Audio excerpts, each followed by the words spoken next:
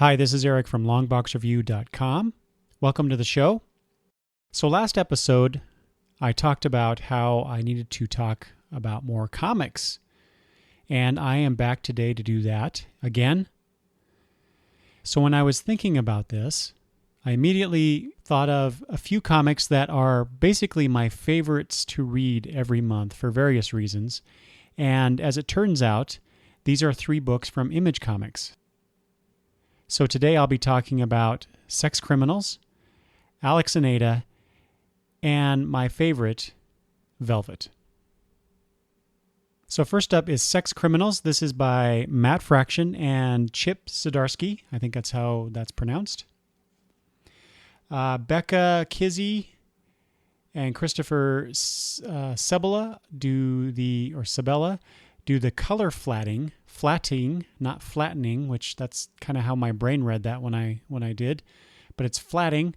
And Thomas K. Why K and not an actual name? I don't know. Maybe K is, just the letter K. Maybe that is this person's last name. I don't know. Anyway, that's editing. Editing fail, maybe? I don't know. Sorry, Thomas K. And Drew Gill finally for production. I noticed that a lot of Image Comics have, production type positions, design or something like that. It always fascinates me to see these, and I often wonder what goes into this position, whatever it happens to be. So I'm really curious what Mr. Gill brings to this book. Just so you know, this book is for mature readers only, and I will be discussing things about sex and sexuality just in case you are not comfortable with that, or if you are a younger listener, perhaps you should maybe skip that. Although if I say that, you'll just want to listen to it anyway. Anyway, about the book, Matt Fraction and Chip Zdarsky, what an amazing book this has been. So this is, I'm referring to issues 1 through 8. At the time of this recording, I just read number 8. Originally, I had purchased the trade paperback, which has the first 5 issues collected in it. And it was so good that even before I finished that book, I knew that I had to add this comic to my pull list. And so with issue 6, I started reading it monthly, or at least whenever it comes out. I don't even know if it comes out monthly. And then I also went back and tried to find issues 1 through 5 in the singles, which I'm still missing number 2. Plus, I bought the Image First. I think that's what they call it. Their comics for $1 introduction plan, and so I ended up buying that. And I kind of want to go back and find the first edition issues for 1 through 5. I think 2 of the 4 that I have are first editions, but I need to go check. So basically, if you're not familiar with Sex Criminals and you are embarrassed by sex or reading about sex or just embarrassed to be buying a book called Sex Criminals, I have to say you need to get over that, because this is a great book. This is a great story. If you like Matt Fraction's Hawkeye, then I can only imagine that you'll love this, just from a pure storytelling standpoint. So basically, this book is about Susie and John, who are 2 people that find each other. Turns out that both of them have the ability to stop time when they orgasm. There's a plot point where Susie is trying to save the library in which she works from a bank that is foreclosing on it because the library can't meet its mortgage payments. And then so John, I think, is the one that comes up with the idea of, because he works at the bank, and I say that the bank, imagine you're seeing this in print and the bank is written in initial caps because the bank becomes a presence in this book. And I'll explain more in a little bit. John comes up with a scheme to rob the bank, just a little bit here, a little bit there. It's little money that is barely noticeable from the bank's perspective, at least as John sees it. And Susie finally reluctantly agrees, and so they start robbing the bank. I think various locations, but anyway, They're doing this, but then they run afoul of the sex police, which are, so far that we've seen, are these three individuals who know what John and Susie are up to and try to stop them, to the point where they actually get caught by the sex police, but then Susie is able to free them, and John then declares war on the sex police, and things are escalating from there. And that's pretty much where we're at through issue 8. So just a little more detail. Susie's dad was killed when a person came into the bank, the same bank that John works in. This guy came into the bank. He was distraught over the financial collapse, and he was high on cocaine or heroin or something like that. Anyway, ended up shooting some people, including Susie's dad, who died, and then the guy jumped out of the bank window. So Susie already has an unwanted association with this bank. While she and her mother try to cope with the fact that Susie's dad has died, the mother retreats. She drinks a lot. The two never talk, or hardly ever talk. And that's when Susie finds out about her special ability. So she discovers it by drawing a bath, and she's in the tub while the water is running, and she has her first orgasm, and then she discovers that time stops. While trying to figure out what's going on with her, she starts asking a lot of questions of various people. She asks a gynecologist at one point about this without telling the guy, specifically what's going on. And it was very humorous, his response. Basically, sex is what happens after you orgasm and have sex. You fall asleep with your husband, is what he tells her. She ends up talking to girls that she refers to as, I forget if it's sluts or whores, either way. And one of those girls decides to help her out and tell her everything that she knows about sex, which is too much for Susie at that time. Anyway, that girl and Susie end up becoming roommates years later and best friends. Like I said earlier, Susie and John get together and discover their abilities. And they do so at a party that Susie is putting on to help raise awareness and or money. I'm not quite sure of that when I read through that again. Anyway, at least raising awareness for the imminent foreclosure of the library. And that's when John starts quoting lines from Nabokov's Lolita.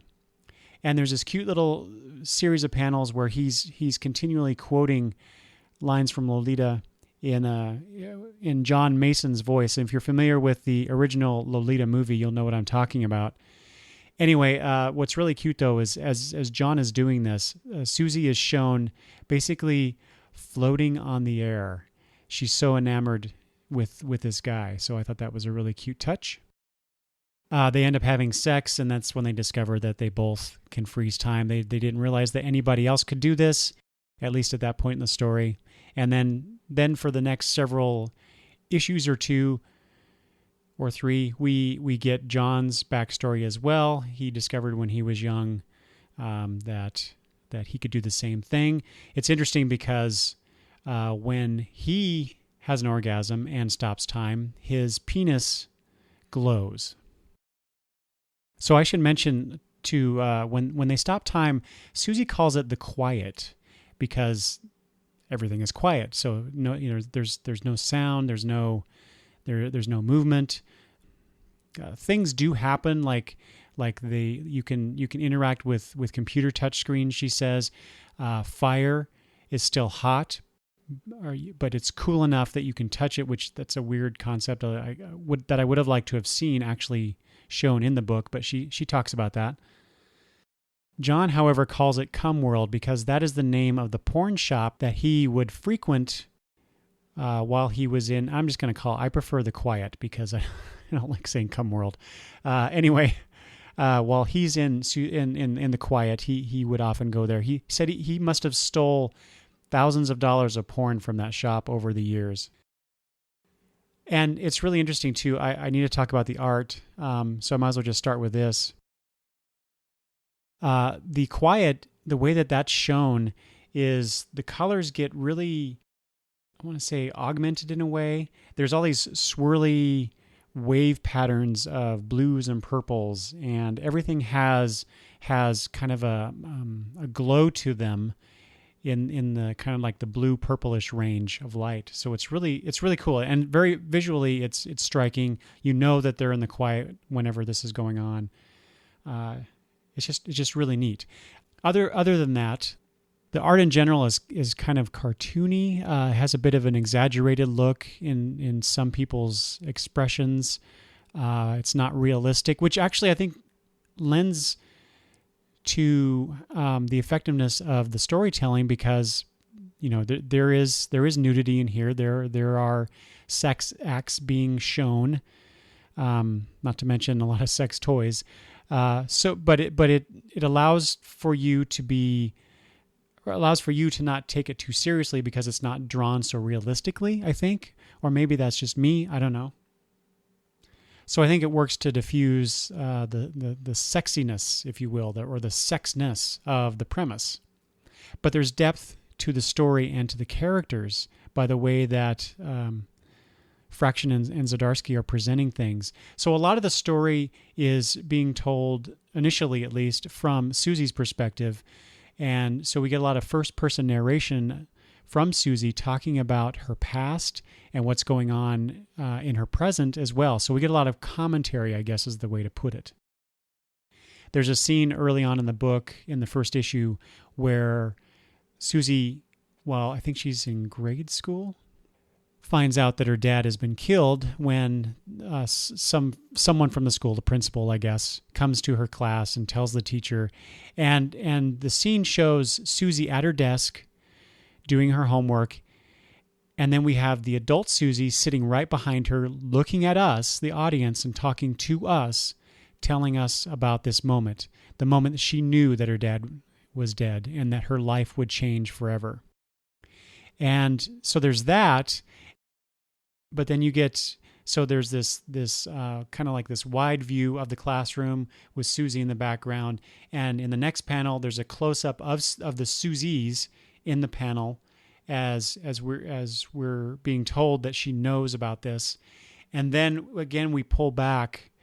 I say we, but the panel pulls back so that we see more of the classroom. But you got, it's not a traditional rectangular panel. It's vignetted, so it's kind of like this oval fade out, so that you get the emotional impact of that scene. At least that's how I took it. So you get this fourth wall breaking narration, like I said, that I think provides some distance and perspective. The vignette technique or the pullback visual that is shown, that gets used quite a bit for the quiet and powerful moments. And speaking of quiet, powerful moments, there's a point in issue number 8 where the sex police are getting back at John and Susie for what they've done, to the point where you find out that one of the 3 sex police, or at least it's strongly intimated that one of the 3 sex police works at the bank that John works at, and that this guy knows that John works there, of course, and that they use that information to basically screw around with John and Susie. Mostly Susie, because they send her a notice that the bank will forgive the amount of money that the library owes to allow it to keep open, and then next thing you know, the bank sends another notice saying, no, that was an error. We're going to foreclose. So they're just messing with Susie that way. But in the end of issue number 8, there's a scene where Susie sees something off in the distance and she goes running. And then we get narration from a few different characters, not Susie. No, I take that back. There is some narration from Susie. Anyway, so she sees something and she starts running off screaming. And it's like I said, the last 2 pages of this book, it's just narration, and you get to see the characters walking together and then reacting to what's going on. But there's no dialogue boxes. And so Susie's running across the street. John's following her. These other two characters are watching, and Susie's narration box says, "Those mother effers." Yeah, I'm trying to keep it clean here. And the last panel is John saying the exact same thing, accentuating the moment there.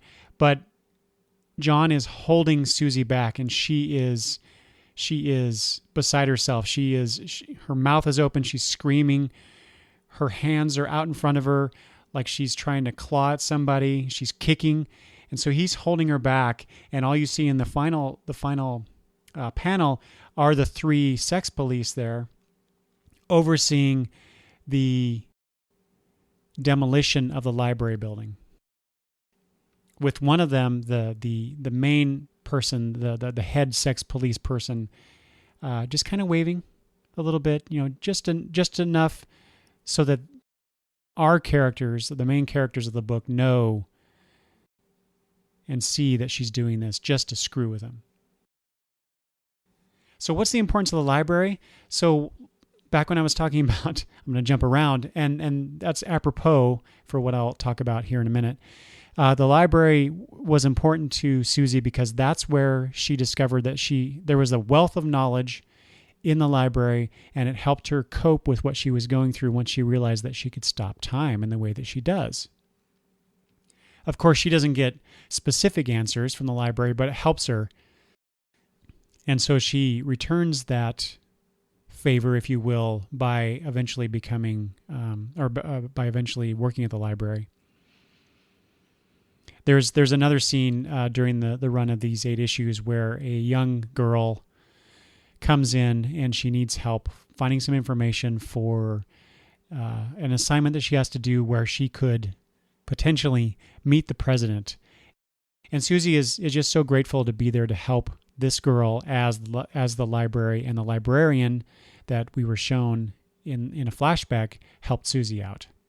And that's another thing I like about this book is the use of flashback for the various characters. And not just so that we get a certain amount of the backstory filled in for the characters, but there are things that are shown in one issue that we don't get a payoff for several issues. Case in point, John is relaying a story about a time that he and his buddies went out to find some pornography that was rumored to be out in the woods near where they lived, and it was Halloween, and they were dressed up. Their faces were painted anyway, like the members of the rock band Kiss. And John, in passing, mentions that they didn't have one of the members there. And that was it. I think that was issue, I want to say 2. Might have been 3. But it's not until issue 8 where we find the other, or we discover the other part of that story, which is Robert Rainbow, which is a new gynecologist that Susie ends up seeing. And it turns out that Robert is the guy, the fourth person that didn't show up that night with John. So you find out Robert's backstory and why he didn't show up. So it's just, I love the layering that goes on here, where we get just little glimpses, little pieces of these characters, and we may not get something else until down the road. It just makes for a really fulfilling and rich story, which I think is just great. This book, despite the sometimes uncomfortable sex and sexual situations that are shown in it, it's just so much about characters and their relationships. It's just, there's just so much to it that's so enjoyable to read. I mentioned before how this book is for mature audiences, and in fact, it says on the back covers of the single issues, I have 3 of those. It says on the back, "For mature readers, duh." And each issue seems to have a different secondary message here. So issue number 6 has, it says the duh, and then, or for extremely immature readers like babies who will just chew on this probably. Number 7 says, "But it's totally cool if someone's just reading it to you, I guess." And number 8 says, "That would actually make for a great tattoo above your junk."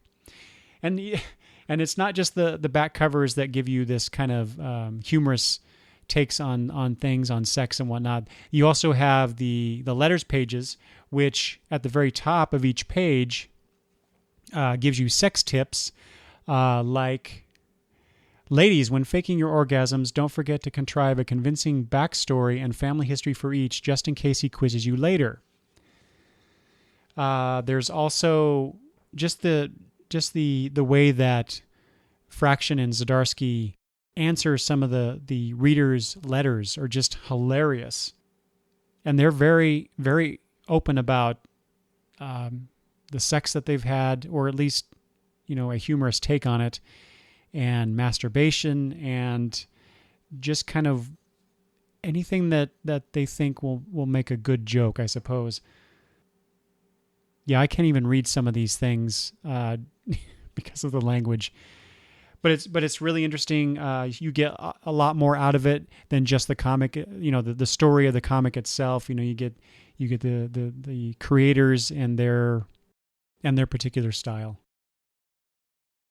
And here's another sex tip before I move on. Denying your partner satisfaction can be a real turn-on for both of you. Blindfold your partner, tease them with light touches, and then move to a new city. Great fun stuff, but it really is. I mean, it's more than just funny sex stuff. This is a really rich, entertaining story, and I can't wait to read more. Next up is Alex and Ada, or Alex plus Ada, if you read it exactly as it's written on the cover. This is by Jonathan Luna and Sarah Vaughn. Jonathan Luna is a creator that pretty much whatever he wants to put out, I will read. And so this was no different.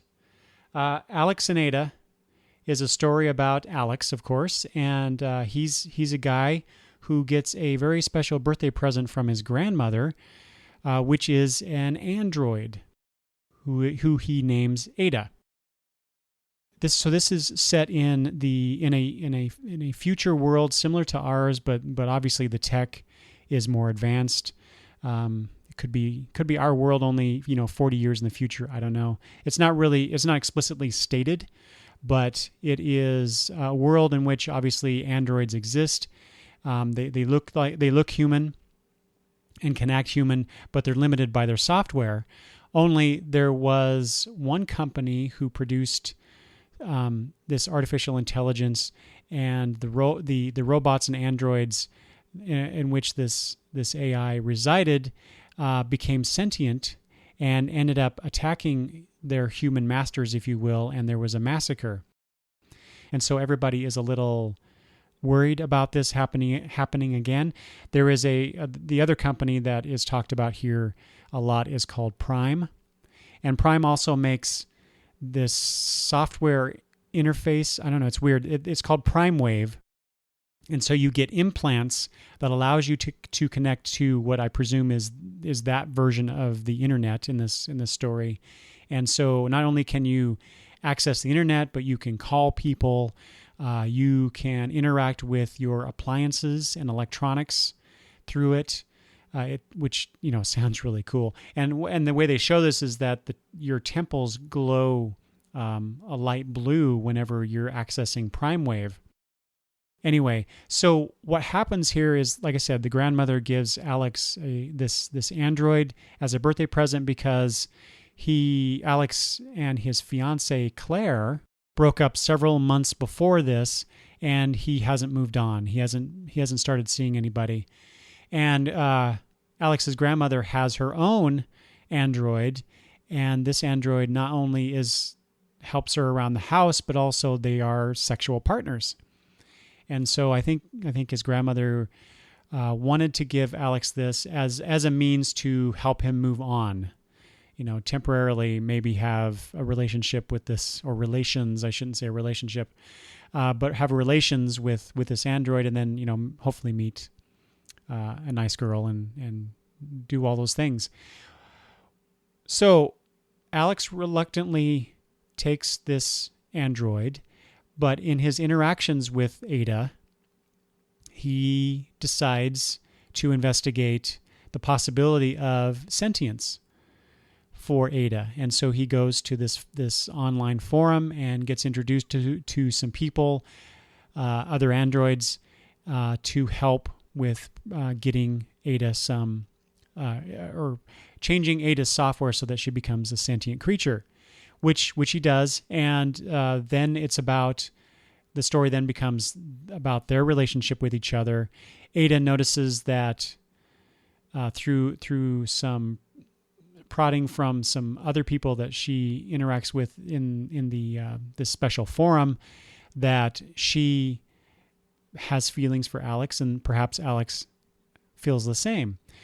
So they actually do explore this a little bit, but then Alex rebuffs Ada because he's still not comfortable with the fact that she's an android. Not to mention that by the end of issue 7, and I forgot to mention that this is at the time of this recording, I have read issues 1 through 9 of this series. But by the end of issue 7, androids with sentience are illegal.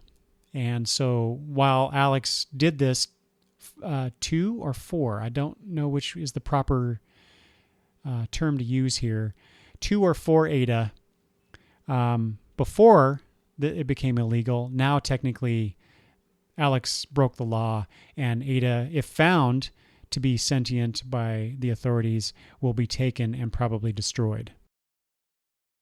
But as I said, Alex rebuffs Ada's advances, and so Ada decides that she just needs to go. And so she leaves, but she doesn't get very far. The people that are helping her they're walking together through this park, and then a police officer comes up, or a federal agent, I don't remember which. Anyway, some person of authority comes up and demands to see some ID and information.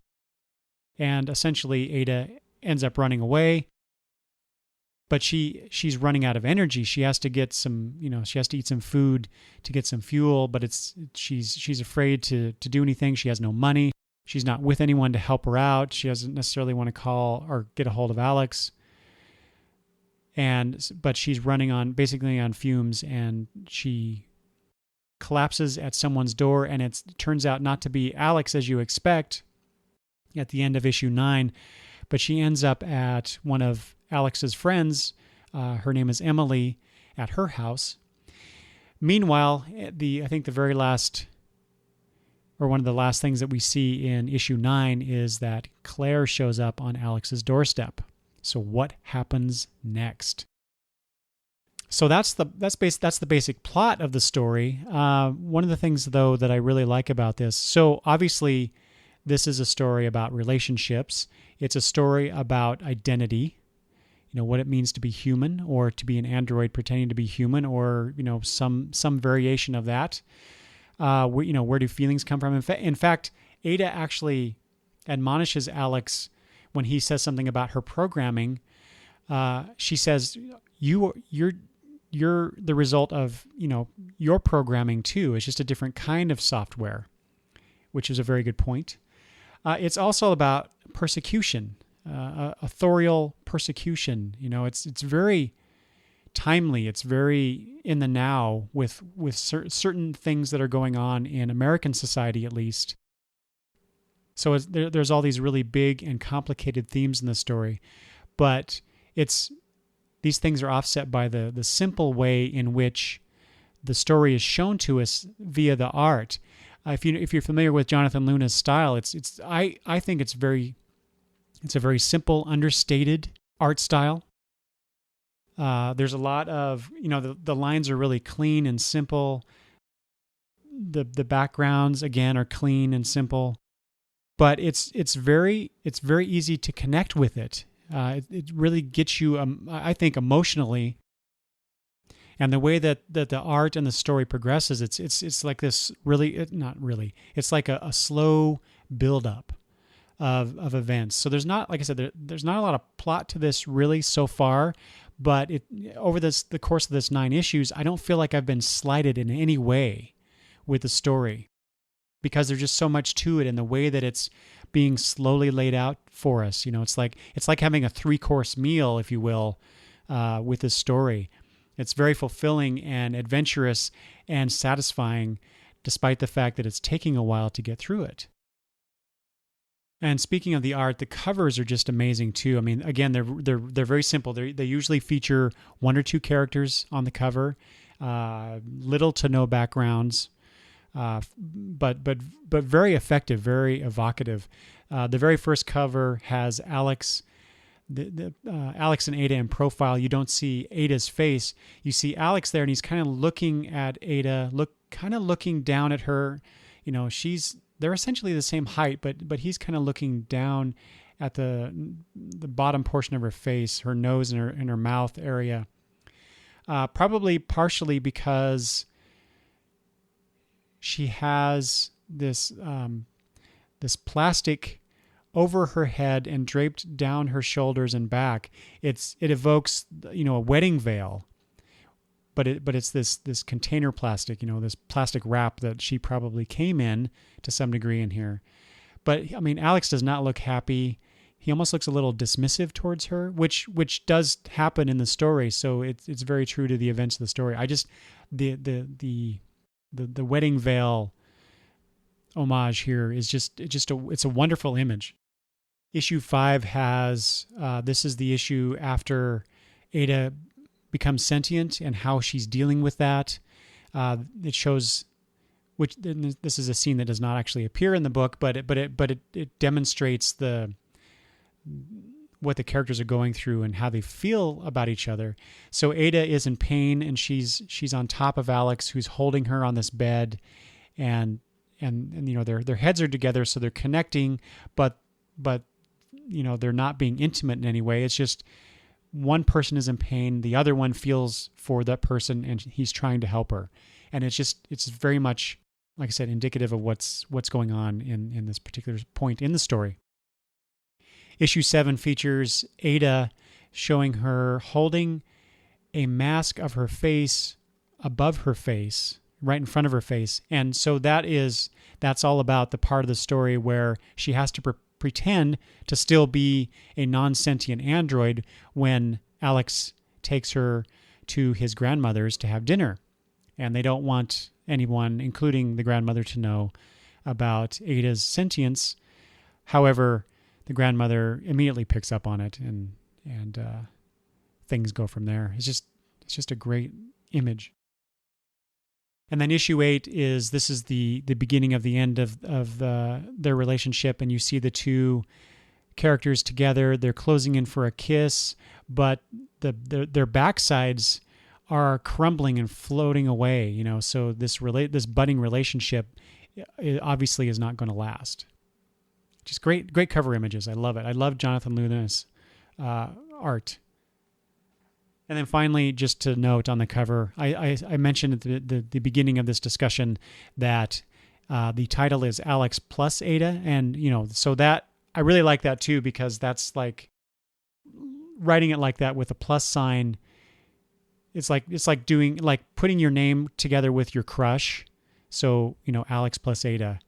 And it also evokes, when you carve your name in trees with your name and either your significant other or the person you have a crush on too. I just really like that quality of the book.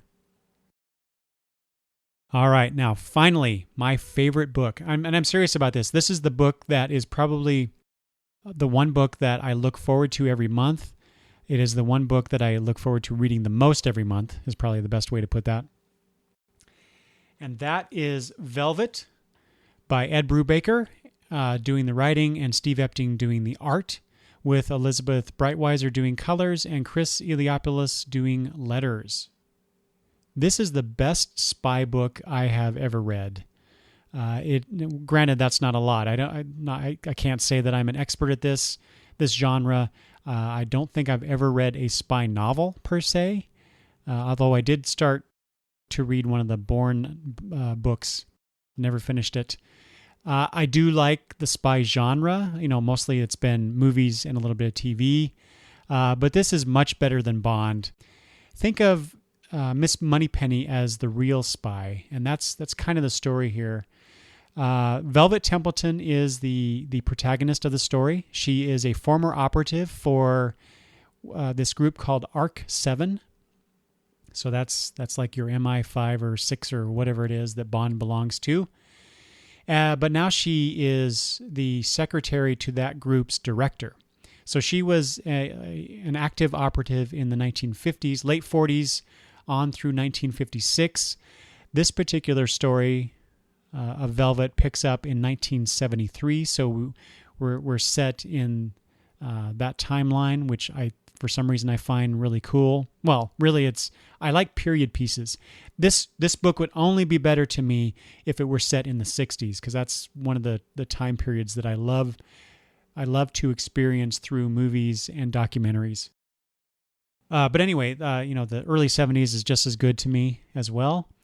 I think Brubaker in an interview said something about the paranoia of the 70s helps to inform this particular story. So I'll take his word at that. Anyway, back to Velvet. So basically the plot is when one of the ARC 7 agents, who is called X-14, his name is Jefferson Keller, is murdered in Paris in 1973, ARC 7, of course, hunts down his killer. Velvet is processing information, reports for the director, and then passing them on. While she's doing that, she starts to pick up on some things and decides that things simply don't add up. She orders up all of Jefferson Keller's mission files, and that's when things start to go bad. We find out later. Anyway, the ARC 7 agent in charge of the investigation finds that the killer is a retired agent who Velvet does not believe could have done it. So she goes looking for the guy. Unfortunately, when she gets there, she finds him dead and quickly realizes that she's been set up, because that's when the agent who is heading up the investigation barges in with his guys and his guns and tries to arrest Velvet. She gets away, of course, and then that sets up the story for the next several issues, where she's trying to figure out who killed Jefferson Keller and who set her up. Along the way, we get a lot of flashbacks, which seems to be a staple of this and Sex Criminals, not so much Alex and Ada, but anyway, this, of course, we get a lot of backstory, including the time that Velvet got married to one of the agents, one of the ARC 7 agents, and then found out that he was a double agent and had to kill him.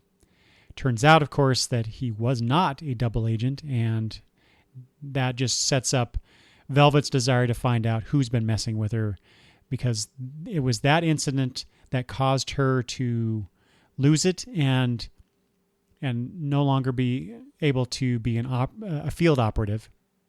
And that's when the now director decided to ask her to be his secretary.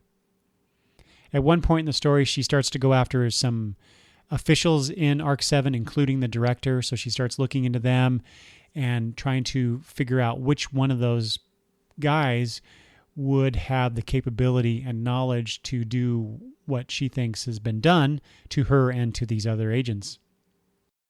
And at the end of issue 8, which is the latest issue that I've read at the time of this recording, she has kidnapped the director and sets us up for what comes next. So it's a great spy adventure piece, but from the perspective of the female operative, which I love that.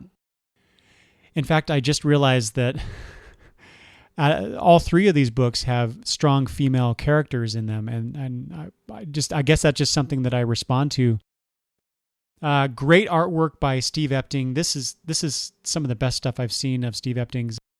And Greta and I don't have an encyclopedic knowledge of all of Epting's work, but it's killer work. It's realistic, as much as a comic book can be.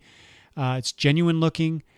It looks like he's done his homework as far as the time period goes. The vehicles and the clothing. The general style of the time or times, because he's doing flashbacks. There's a scene I remember set in the early '60s with with Velvet, and she's wearing an obviously 60s style dress, a hairdo.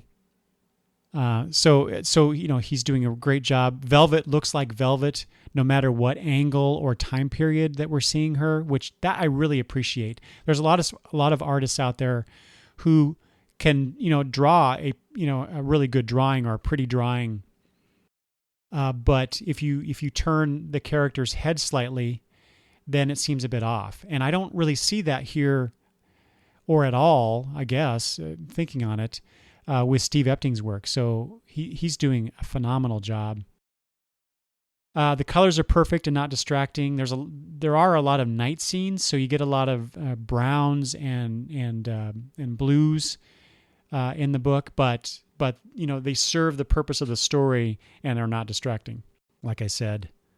In fact, if you look at the cover to issue 4, I believe it's 4. Yes, it is. So the top part of this cover has a close-up of Velvet's head, and then the bottom part shows a side view of her holding her gun.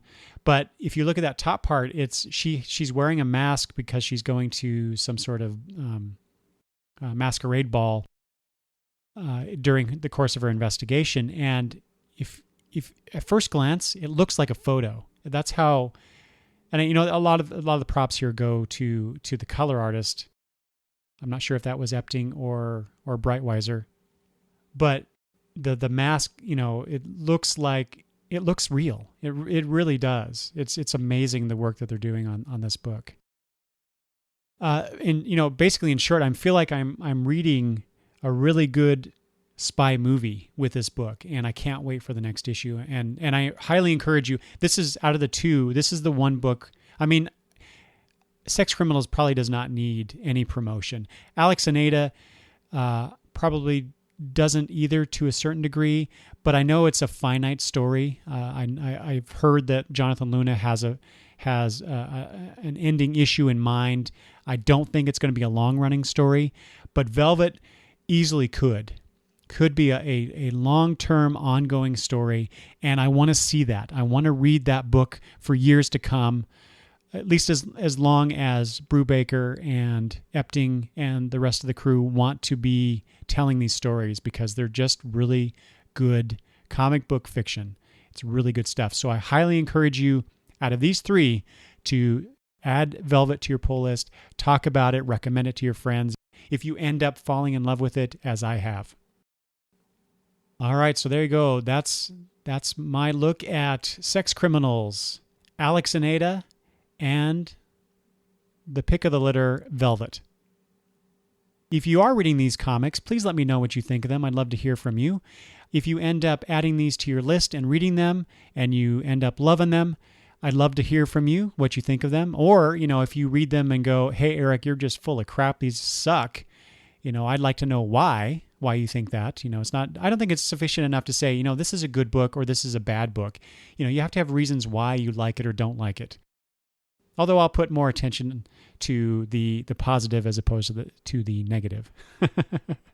Anyway, you can always contact me and tell me about your experience with these 3 books by emailing me at longboxreview@gmail.com. You can also leave comments below at the blog longboxreview.com. Thanks for listening, everybody. Bye-bye.